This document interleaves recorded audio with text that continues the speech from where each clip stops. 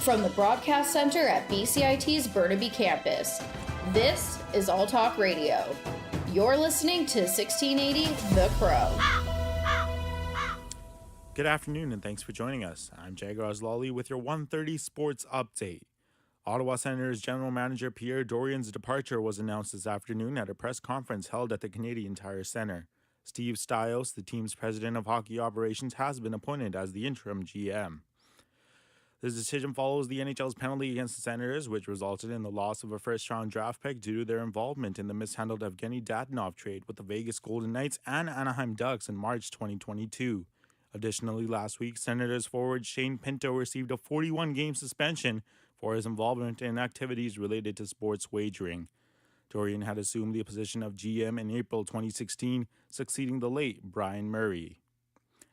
In a strong display of skill, Elias Pettersson scored the second hat-trick of his career, propelling the Vancouver Canucks to a notable 5-2 win over the Nashville Predators.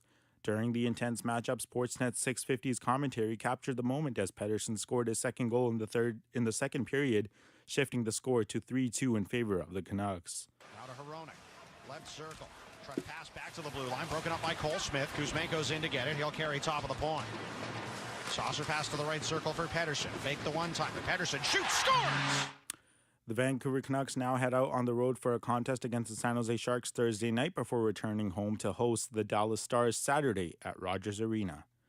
The NHL has announced its 3 stars for October, with New Jersey center Jack Hughes, Vancouver center Elias Pettersson, and Boston right wing David Pastrnak earning the honors. Hughes, who led the league with an impressive 13 assists and 18 points in just 8 games last month, achieved a remarkable feat. His performance marked the most points ever recorded by a Devils player in the first 8 appearances of a season. Elias Pettersson, meanwhile, secured the second spot with 16 points, scoring 5 goals and 11 assists across 9 contests. His elite play contributed to Vancouver's impressive 6-2-1 record in October, marking their best 9-game start to a season since 2005-2006, when they recorded a 7-1-1 record with 15 points. David Pastrnak had a standout performance in October, notching 8 goals and 6 assists in 9 games, which propelled Boston to an exceptional 8-0-1 record for the month. On to baseball now, in an electrifying performance, Marcus Semien emerged as a pivotal force, propelling the Texas Rangers to a commanding 10-run lead by the third inning with a remarkable 2-run triple and a 3-run homer. Corey Seager contributed with yet another home run, ultimately sealing the Rangers' victory over the Arizona Diamondbacks with an 11-7 score. This win now places the Rangers 3-1 ahead in the World Series. Semien credited their success to their ability to deliver crucial 2-out hits, resulting in a pair of explosive 5-run innings. To put up 5 runs in the second inning, those are few and far between. You get 2 out RBIs. I got one yesterday. I was able to get 2 today. I think that those are propellers into big innings. In basketball now, Keldon Johnson's steal from Kevin Durant, followed by a contested layup with a mere 1.2 seconds remaining, secured the San Antonio Spurs' 115-114 win over the Phoenix Suns. This late-game surge marked the Spurs' only lead throughout the game. Addressing the comeback, Spurs coach Greg Popovich emphasized the team's resilience, highlighting their refusal to back down even when faced with a daunting 20-point deficit at one point. They just kept playing through it no matter what. We made a gazillion mistakes, but it's a game of mistakes. And so does every team. But we just kept playing. And that's the best thing about the group. I was really proud of them. These two teams are set for a rematch. Same time, same place on Thursday. The Toronto Raptors aim to end a 3-game losing streak as they take on the Milwaukee Bucks, led by Damian Lillard and Giannis Antetokounmpo. The Raptors have secured just 1 victory in their initial 4 games. The game is scheduled to tip off at 4 p.m. at Scotiabank Arena. Precious Achiuwa is the only notable player not playing for the Raptors tonight. That's all for your 1:30 Sports Update. I'm Jagger Oslali. Stay safe, stay healthy, and stay listening to 1680 The Crow. And stay tuned as Filip Kovacevic is coming up with the major news update.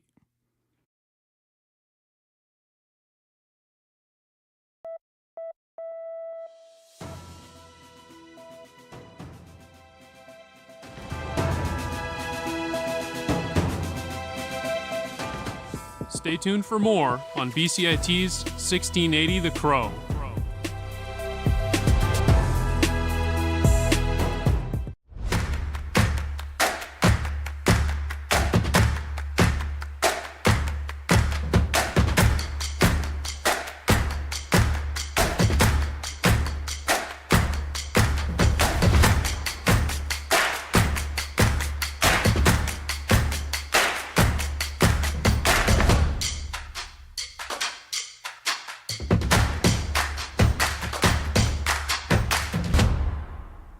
Everything is changing to digital. Everything is online. People aren't just waiting for the 6 o'clock news anymore. People want their news right now. They want to be able to go onto their smartphone, onto the internet, and see the news that they want to see. Vancouver is growing at, a really rapid rate, the Lower Mainland even, and with the tools that we're given here, we're able to cover all of that. Welcome to BCIT Magazine. I'm Radhika Sikakane. In the program, they really leave it up to you. I mean, the help is there when you need it, figuring out how to use the programs like Premiere, Audition, and figuring out how to use the cameras. But it's up to you to sort of experiment and figure out what you can do when you go out in the field. They brought candles and flowers to remember the student who lost her life yesterday. Theresa May says the international community condemns Moscow. They really make sure that you know the basics and you are able to put out a quality product. I'm Brady Tretanero. And I'm Radhika Sikakane. Thank you for tuning in to BCIT Magazine.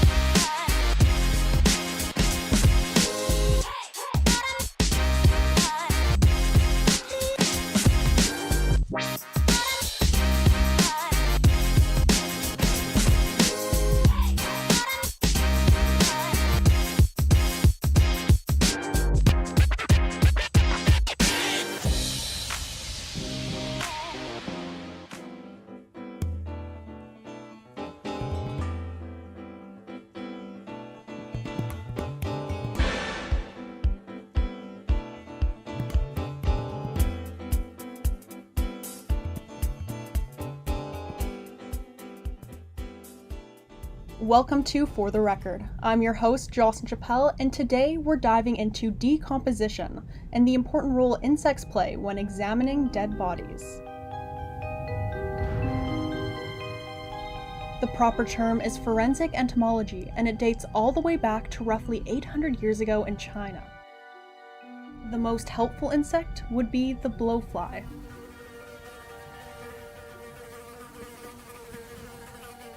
Today, the science is still used and is the most accurate way of determining time of death if a person has been dead for 3 or more days. In the past 20 years, it has become more and more common in police investigations. SFU School of Criminology professor Gail Anderson has assisted with cases by lending her expert knowledge. Anderson recently wrote a paper on the subject, and today she joins us to discuss what exactly insects can tell us about corpses and why this is helpful.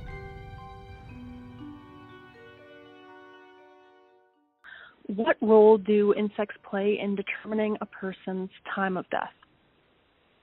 Insects will colonize a body in a predictable manner, and they will develop at a predictable rate. So when we look at insects on a dead body, we look at how old the insects are, and we also look at what species of insects are present. And that will tell us how far since death the body has decomposed. What other things can insects tell us about a corpse? Well, insects can do a lot of other things as well as time of death. We can work out whether the body's been moved from one place to another, usually by the killer moving the body, or whether the body's been disturbed, again, usually by the killer coming back to the scene of the crime. We can work out whether the victim used drugs or perhaps was poisoned. We can work out the presence of wound sites when they're no longer visible to the naked eye. We can even identify the victim. In some cases, you'll find a scenario where you believe somebody's been murdered, but there is no body present.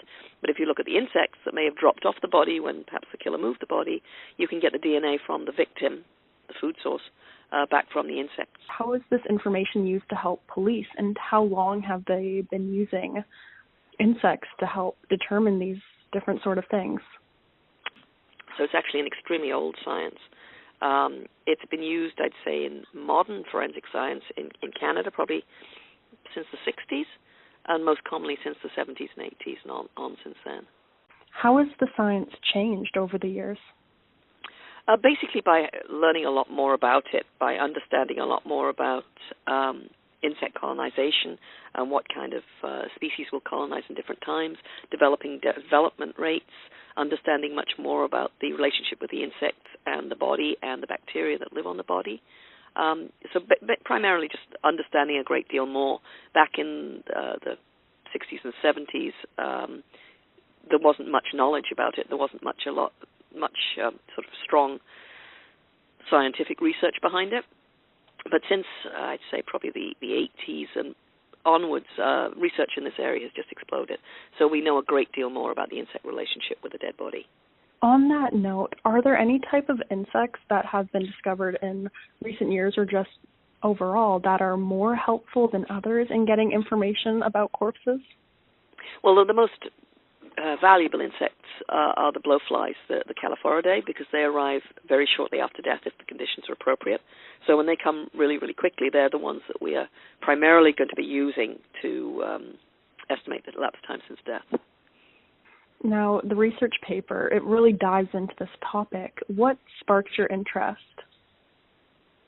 The ability to be able to use my science to help others and to help solve crimes. Now, what is the first thing that happens to the body when someone dies? Well, immediately after death, obviously the blood stops flowing, and there's no longer oxygen going into the tissues, etc. So you get a cascade of different medical biological changes that take place as alga mortis, as the body starts to cool, going down to room temperature, basically, or the ambient temperature.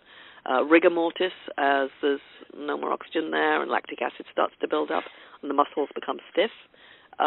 Liver mortis, as the blood stops flowing, so starts dropping to the lowest parts of the body.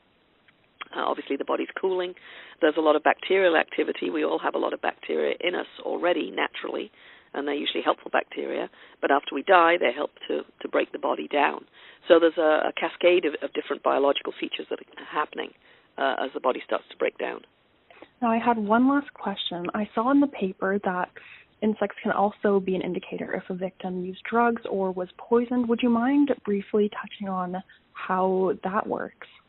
Yeah, it's very simple. I mean, you are what you eat, and so if they're eating tissue that is laden with, say, cocaine or methamphetamine or something like that, then you simply analyze the maggot just as you would a piece of liver or a piece of muscle tissue. So that's not something the entomologist would do. It's something the toxicologist would do. The insects just become an extra toxicological specimen. And what makes them special is that in many cases, once a body is fairly decomposed, then you can no longer get drugs from the body itself. But the insects are alive. They're fresh, so they can still be analyzed. That wraps up today's For the Record. I'm Jocelyn Chappelle. Thank you for joining us, and be sure to tune in tomorrow.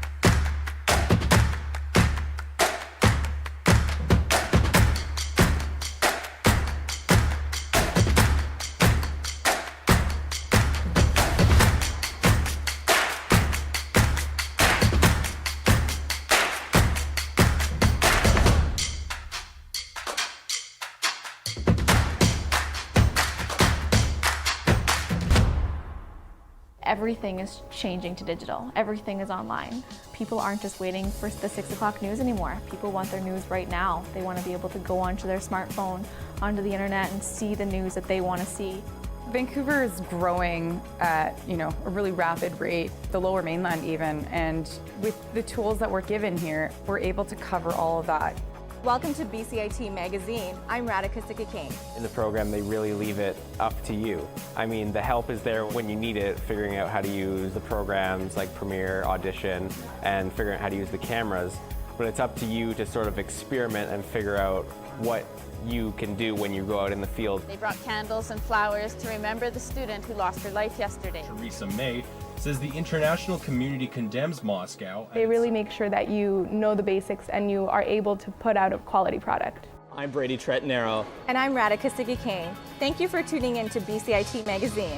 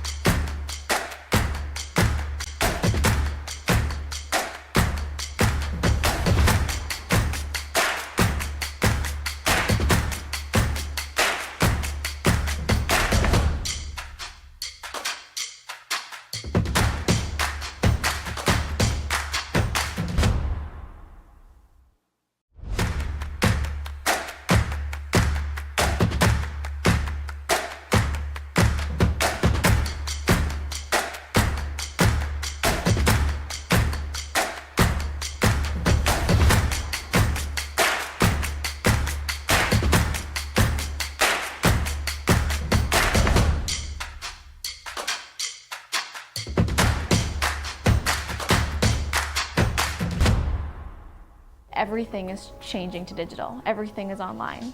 People aren't just waiting for the 6 o'clock news anymore. People want their news right now. They want to be able to go onto their smartphone, onto the internet, and see the news that they want to see. Vancouver is growing at, a really rapid rate, the Lower Mainland even, and with the tools that we're given here, we're able to cover all of that. Welcome to BCIT Magazine. I'm Radhika Sikakane. In the program, they really leave it up to you. I mean, the help is there when you need it, figuring out how to use the programs like Premiere, Audition, and figuring out how to use the cameras. But it's up to you to sort of experiment and figure out what you can do when you go out in the field. They brought candles and flowers to remember the student who lost her life yesterday. Theresa May says the international community condemns Moscow. They really make sure that you know the basics and you are able to put out a quality product. I'm Brady Tretnero. And I'm Radhika Sikakane. Thank you for tuning in to BCIT Magazine.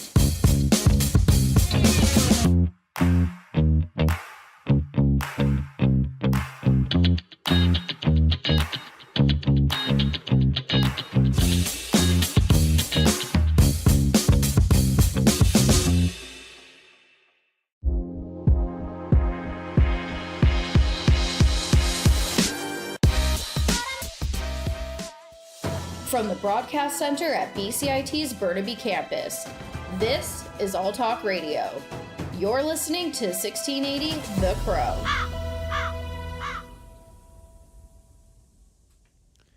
Good afternoon, this is Philip Kovacevic with your 2 p.m. news headlines. Vancouver and Burnaby are among the top 5 rattiest cities in the country, our reporter Liam Higgs explains. Municipalities across the Lower Mainland are currently dealing with a massive rat problem, as Vancouver, Burnaby, and Kelowna are all still sitting in the top 5 for being some of the rattiest cities. Rats have been in contact with humans for a very long time, so why is this becoming a massive issue now? Gary Mann, the technical director for the Avon Pest Control Company, has some reasons. provincial British Columbia government put a ban on rodenticides. So we used to have two different kind of rodenticides, first and second generation. So the second generation rodenticide has been banned, which were very effective, and that's the only best solution for us to keep under control the rodent populations in British Columbia. Rats are able to fit through quarter-sized holes, so make sure you're sealing up any small entries to your home. Liam Higgs, 1680, The Crow. And we have our reporter Liam Higgs here with us today to talk about this specific topic. Liam, you there? Hey, how are you, Philip? So, Liam, what are some things that can be done to keep rats away? Well, Philip, people can definitely make sure that small holes into their home are sealed, making sure that they cut away any shrubbery that is too close to the exterior walls of their home, and finally, make sure that there are no stagnant pools of water inside their trash cans or gutters. That's great information to know. And since some pesticides are banned, is there any other way to control rat populations? Unfortunately, as of right now, not really. Everything that can be done is being done, but with the human population in Vancouver constantly on the rise is a very hard task to complete. So people just need to be more proactive and be aware of their garbage. So like making sure not to litter and things like that. So yeah, thanks, Philip. Back to you. Thank you, Liam. This year, bed bugs may be a bigger problem than thought in Vancouver. Our reporter Melanie Levesque has the details. This year, Vancouver earned the title of the Canadian city with the second largest population of bed bugs based on research by Oregon Pest Control. Although the bugs do not pose much of a health risk, they do have the ability to severely infect buildings during their search for comfortable temperatures and humans to feed on. Murray Isman, a UBC Dean Emeritus of Entomology and Toxicology, says that getting rid of the bugs is a difficult task. These things are very difficult to eradicate, and realistically, if you have a significant infestation and a multiple dwelling building, you're really talking about long-term management rather than eradication. Bed bugs are also hard to remove because of their notably long life cycle. A single bed bug can live for more than a year. Melanie Levesque, 1680, The Crow. This week marks 6 months since the first major Hollywood strike began. Our reporter Jake McGrail spoke with a local art designer who has his first work shut down for months. The ongoing strike action has ground our local film industry to a halt. Art designer David Clark says he and his colleagues are beholden to American business, as the majority of productions here are American funded. Despite the uncertainty that comes with being without work for months, Clark believes the timing of the strikes makes sense given the rapid rise of AI technologies and other factors in the constantly shifting film landscape. It's been annoying in as much as not working, running up a debt and all that kind of stuff. But I think they were striking for the right reasons and at the right time. Clark is confident that as soon as the strikes end, the industry here will bounce back right where it was before. Jake McGrail, 1680 The Crow.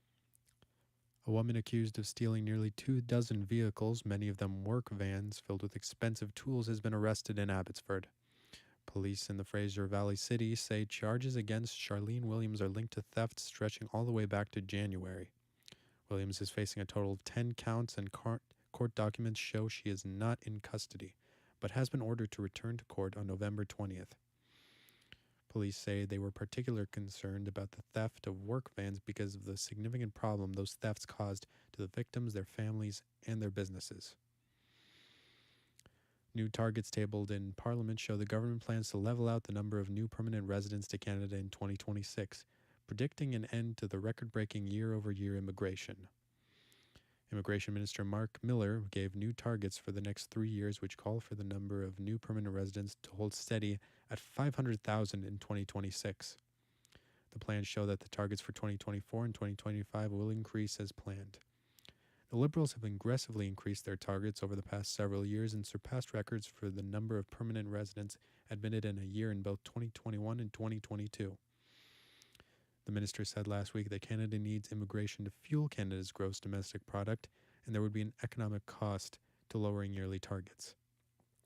The government says the leveling off in 2026 will allow time for new permanent residents to integrate successfully while still augmenting the labor market. The Alberta government is capping auto insurance hikes for drivers with good driving records. Finance Minister Nate Horner says starting in the new year, those hikes will be capped at the rate of inflation at 3.7%. But he says more work needs to be done on high premiums. So this is a short-term a short-term solution to ensure that especially Alberta's good drivers see rate protection, but we need to get to the long-term reforms. The opposition NDP says the government's definition of a good driving record is so narrow, few people will be included. NDP House Leader Christina Gray says if you had 2 traffic tickets in the last 3 years, buckle up for some big premium hikes in the new year. Donald Trump Jr. has taken the witness stand at the civil fraud trial over whether his father overstated his wealth to banks and insurers. The former president's eldest son began testifying Wednesday. His testimony is kicking off a blockbuster stretch as the trial in New York Attorney General Letitia James' lawsuit enters its 2nd month. She says Donald Trump, his company, and top executives, including Donald Trump Jr. and his brother Eric, overstated his wealth to banks and insurers. Trumps deny wrongdoing and are fighting to keep their Trump organization intact. There is now some insight into Matthew Perry's state of mind during the weeks before his death.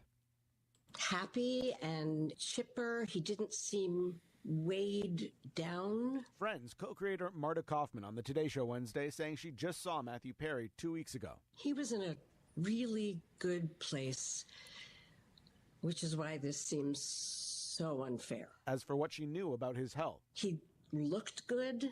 He quit smoking. Do you know if he was sober at that point? Yes, he was sober. Perry died Saturday at the age of 54. His cause of death has not yet been determined. Jason Nathanson, ABC News, Hollywood. A London, Ontario woman whose father is trapped in Gaza says she is disappointed with how disorganized Canada's evacuation process has been. No Canadian citizens were among the more than 400 foreign nationals permitted to leave Gaza today. Dalia Salim is questioning how countries such as Finland, Japan, and the Czech Republic were able to secure a safe path for their citizens into Egypt while Canada has not. Just until last week, I was getting emails from my dad saying he's in Israel, and I would keep responding, please update your system, he's in Gaza. They respond, oh yes, he's in Gaza, sorry for the mistake. 2 days later, I get the same email. So the process has been very, very, very unorganized, and you're putting people at risk because of this disorganization. Global Affairs says it's continuing to work to help Canadians exit Gaza and is communicating directly with them to provide updates on how and when it will be possible to leave for Egypt through the Rafah border crossing. Elias Peterson achieved the second hat trick of his career to lead the Vancouver Canucks to a 5-2 win over the Nashville Predators. Here's the call as Peterson scores his second goal in the second period for a 3-2 lead. Now to Hronek, left circle. Try to pass back to the blue line, broken up by Cole Smith. Kuzmenko's in to get it. He'll carry top of the point. Saucer pass to the right circle for Pedersen. Fake the one-timer. Pedersen shoots, scores! New Jersey center Jack Hughes, Vancouver center Elias Peterson, and Boston right wing David Pastrank have been named the NHL's 3 Stars of October. Hughes led the NHL with 13 assists and 18 points in 8 games last month. It's the most points by a Devils player through his first 8 appearances of a season, and he's the first to collect at least 18 points over that span since Thomas Vanek in with Buffalo in 2012 to 2013. Peterson ranked second in the NHL with 16 points across 9 contests to propel Vancouver to a 6-victory, 2-draw, 1-loss record in October. It's the Canucks' best 9-game start to a season since 2005-06. Pasternak had 8 goals and 6 assists in 9 games to guide Boston to an 8-win, 0 to 1-loss October. Pierre Dorion is out as general manager of the Ottawa Senators. The NHL team made the announcement this afternoon at a press conference at Canadian Tire Centre. Steve Stiles, the team's president of hockey operations, will take over as interim GM.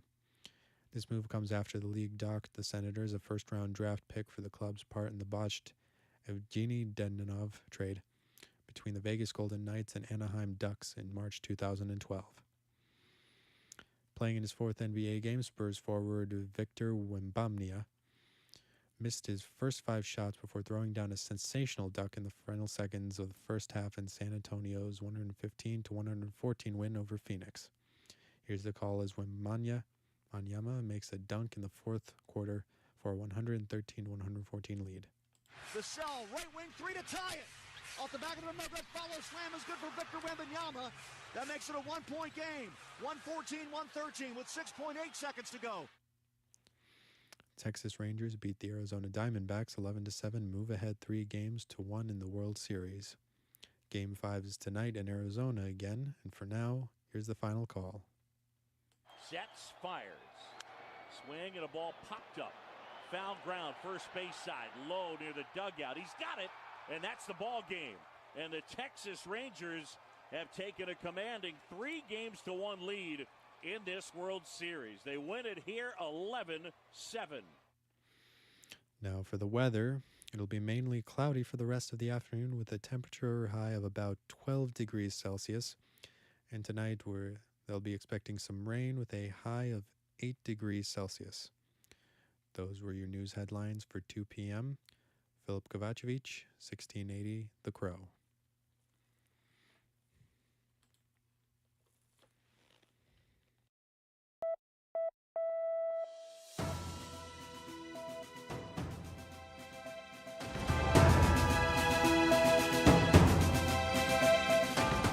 Stay tuned for more on BCIT's 1680 The Crow.